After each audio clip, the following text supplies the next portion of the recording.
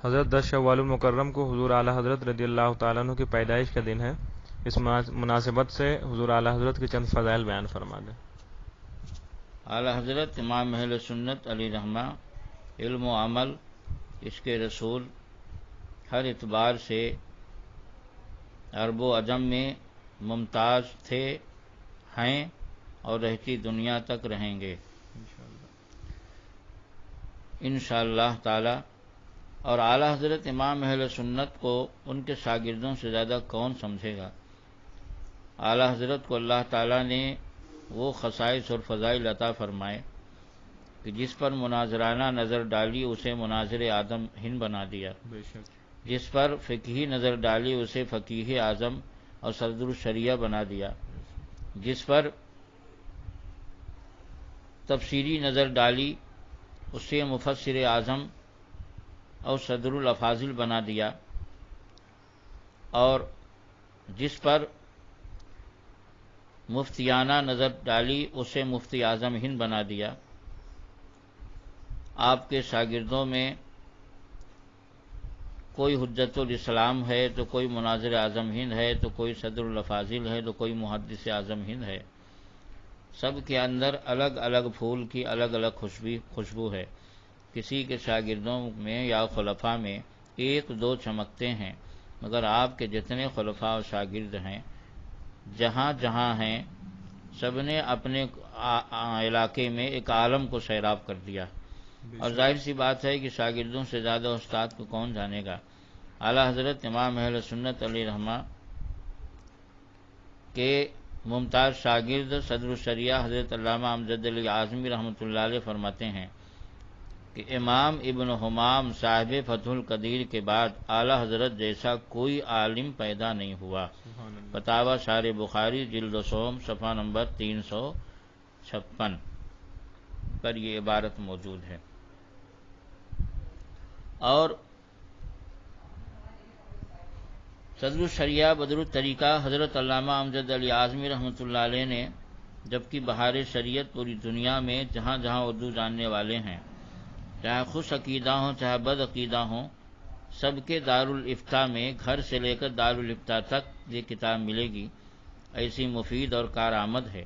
مگر اس کتاب کے بھی مقدمہ میں صدر الشریعہ علیہ رحمہ فرماتے ہیں، اب اسی سے اندازہ لگائیے اعلیٰ حضرت امام اہل سنت علیہ رحمہ کے علم کا۔ فرماتے ہیں کہ اگر کسی صاحب کو دلائل کا شوق ہو تو فتاوی رضویہ شریف کا مطالعہ کریں کہ اس میں ہر مسئلہ کی ایسی تحقیق کی گئی ہے جس کی نظیر آج دنیا میں موجود نہیں، یعنی پوری دنیا میں فتاوی رضویہ جیسی تحقیق موجود نہیں، اور اس میں ہزارہا ایسے مسائل ملیں گے جن سے علماء کے کان بھی آشنا نہیں۔ بہار شریعت جدید جلد اول صفحہ نمبر 280 پر یہ عبارت موجود ہے۔ اب اس سے آپ اندازہ لگائیں، اور کیوں نہ ہو کہ میں نے خود فتاوی رضویہ کا مطالعہ کیا ہے، اس میں بعض ایسے مسائل ہیں کہ ایک مسئلے پر 150 دلائل دیے گئے، کسی مسئلے پر 192 دلائل ہیں، تو کسی مسئلے پر 200 دلائل ہیں، تو کسی مسئلے پر 250 دلائل ہیں، تو کسی مسئلے پر 220 دلائل ہیں۔ کتنے مسائل ایسے آپ کو ملیں گے کہ ایک مسئلے پر کئی سو دلائل ہیں۔ تو ظاہر سی بات ہے کہ اس دور میں ایسی کتاب صدر الشریعہ فرماتے ہیں کہ پوری دنیا میں اس کی نظیر نہیں ہے۔ اور اعلیٰ حضرت امام اہل سنت علیہ رحمہ کی ایک خوبی یہ بھی ہے کہ اعلیٰ حضرت امام اہل سنت علیہ رحمہ ہمیشہ اختلافی مسائل میں قوی، صحیح اور راجح قول کے مطابق فتویٰ دیتے ہیں، جس میں کسی کے چہرہ اور کسی کی روح کو دیکھ کر یا کسی کی روح رعایت نہیں کرتے، کسی کے نفس سے مغلوب نہیں ہوتے، جیسا کہ آج کل کتنے ایسے مفتی بننے والے ہیں جو چہرہ دیکھ کر فتویٰ دے رہے ہیں۔ اللہ تعالیٰ ایسے لوگوں سے اپنی پناہ میں رکھے۔ لیکن اعلیٰ حضرت امام اہل سنت علیہ رحمہ ہمیشہ اختلافی مسائل میں جو راجح اور مضبوط قول ہوتا ہے اس کے مطابق فتویٰ دیتے ہیں۔ آپ کی ایک خصوصیت، تمام خصائص میں سے یہ بہت بڑی خصوصیت آپ کی ہے کہ ہمیشہ راجح اقوال پر فتویٰ دیا کرتے ہیں، جس پر آپ کے فتاوی اور خصوصاً فتاوی رضویہ شاہد عدل ہے۔ اعلیٰ حضرت امام اہل سنت رہنما میدان تحقیق میں جب جولانیاں دکھاتے ہیں تو عموماً آخری حدوں کو چھو جاتے ہیں، اور professor doctor Rashid Ahmed Karachi university فرماتے ہیں کہ فقہ کے میدان میں آپ کے فتاوی فقہ اسلامی کا وہ عظیم الشان کارنامہ ہیں جو آپ کو مجتہد کے درجہ پر فائز کرنے کے لیے کافی ہیں۔ امام محمد رضا کی فقہی بصیرت صفحہ نمبر 61۔ اور اعلیٰ حضرت امام اہل سنت علیہ الرحمہ کے فتاوی کے مطالعہ سے ان کی مجتہدانہ بصیرت اور